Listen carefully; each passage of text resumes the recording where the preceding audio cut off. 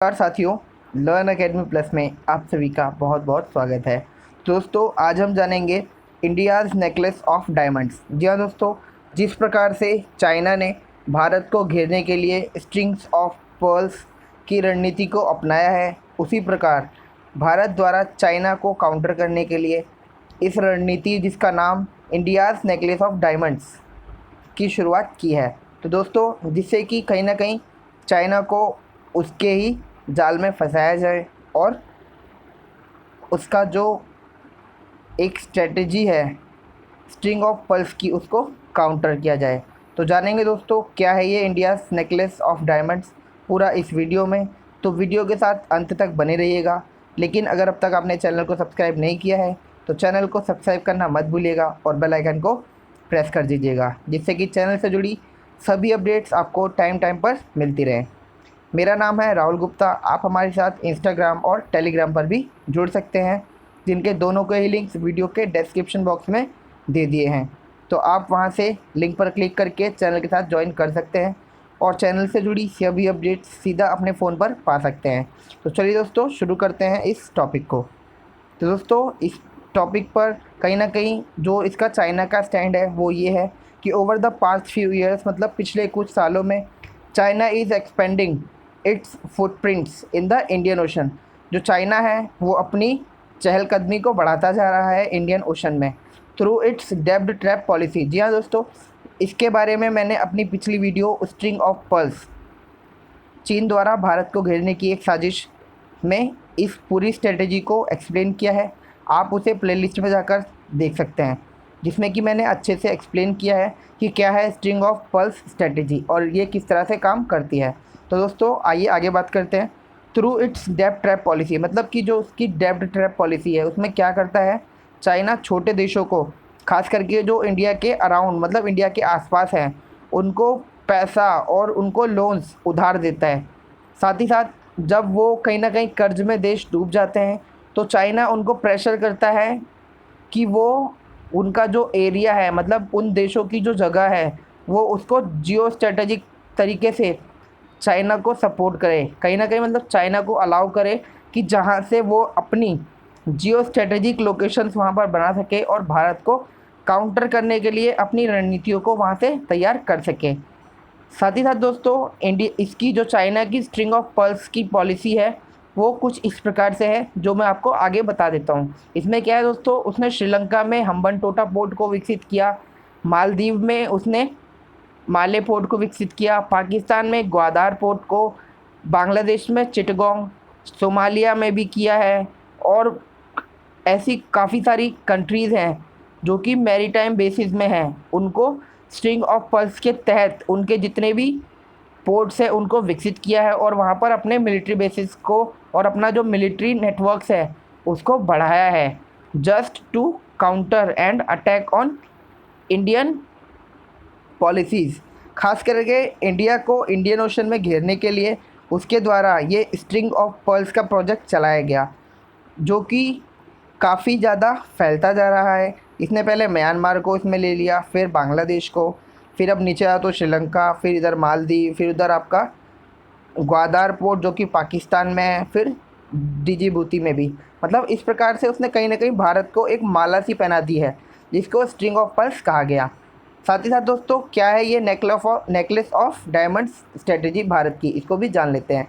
Necklace of diamond strategy के तहत भारत का ये एम है, मतलब या फिर ये कहें जो भारत की रणनीति है वो है चाइना के इस स्ट्रिंग ऑफ पर्ल्स की स्ट्रेटजी को काउंटर करना या फिर उसको एनसर्कलमेंट करना, मतलब उसको उसको उसी के फंसाए हुए जाल में उसको फंसाना।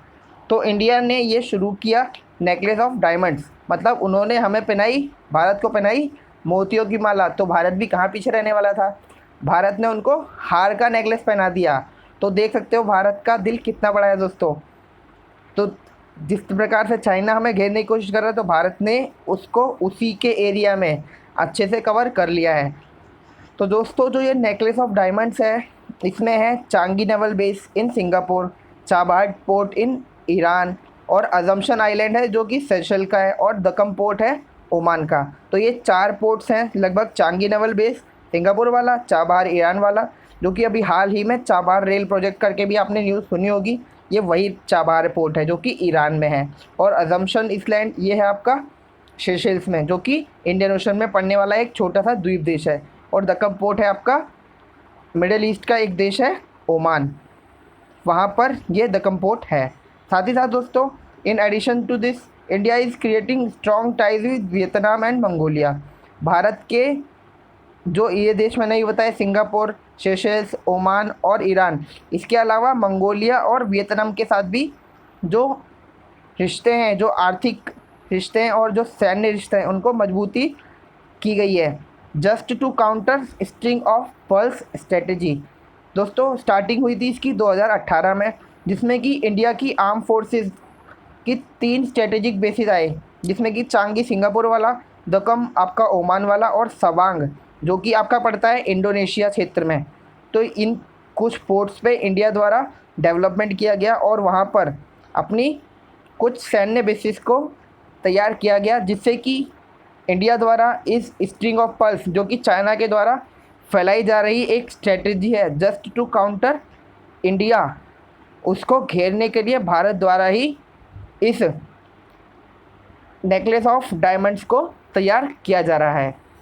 साथ ही साथ दोस्तों, पीएम मोदी ने इंडिया सिंगापुर के बीच एक बायलैटरल एग्रीमेंट को साइन किया, जो था नेवी कोऑपरेशन के लिए, और ये कब किया था? 2018 में, जो कि अलाउ करता है इंडिया की नेवी शिप्स को logistical support including refuelling at Singapore Changi naval base. मतलब कि जैसे हमारे देश के जो नेवी शिप्स हैं, अगर उस एरिया से जा रहे हैं और अगर अचानक से फ्यूल ख़त्म हो जाता है, तो वहाँ जो सिंगापुर का जो चांगी नेवल बेस है, हम वहाँ से भी उस शिप को रिफ्यूलिंग मतलब वापस से उसमें फ्यूल को भर सकते हैं और आगे की ओर बढ़ सकते हैं। साथ ही साथ दोस्तों, जो सवांग है वो नियर द मलक्का स्टेट है। मलक्का स्टेट दोस्तों पड़ती है आपकी इंडियन ओशन से, जब आप पैसिफिक ओशन की ओर जाते हैं तो आपको मलक्का स्टेट से होकर ही गुजरना पड़ता है, तो इसलिए ये काफ़ी ज़्यादा इम्पॉर्टेंट हो जाती है। साथ ही साथ ये 500 नॉटिकल माइल है सी रूट, जो कि एटलीस्ट 30% ऑफ वर्ल्ड ट्रेड, जो कि वर्ल्ड का जो समुद्री ट्रेड है वो इसी रास्ते से गुजरता है। साथ ही साथ इसमें लगभग 80% का चाइनीज़ ऑयल इंपोर्ट भी इसी रास्ते से होता है। तो इसलिए भारत के लिए ये एक काफ़ी ज़्यादा जियोपॉलिटिकल एरिया, काफ़ी ज़्यादा जियो स्ट्रेटेजिक करके एक लोकेशन तैयार हो जाती है, जिसके द्वारा भारत चाइना को काउंटर कर सकता है उसकी ही बनाई हुई रणनीतियों में। जैसे कि उसने स्ट्रिंग ऑफ पर्ल्स बनाया, तो हमने क्या बना दिया? Necklace of diamonds. साथ ही साथ दोस्तों, इंडिया और जापान ने भी कहीं ना कहीं एक कोऑपरेशन तैयार कर लिया है और उन्होंने डिक्लेयर किया to build the Asia Africa growth corridor.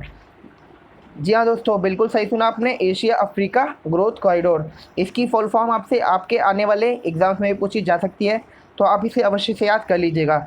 जिस प्रकार से दोस्तों भारत को घेरने के लिए चीन द्वारा CPEC, CMEC मतलब कि China Pakistan economic corridor, China Myanmar economic corridor करके जो कॉरिडोर्स बनाए जा रहे हैं, उसी के एवज में भारत और जापान के द्वारा ये एक जॉइंट अग्रीमेंट किया गया, जिसमें कि उनमें डिक्लेयर कर दिया एशिया अफ्रीका ग्रोथ कॉरिडोर।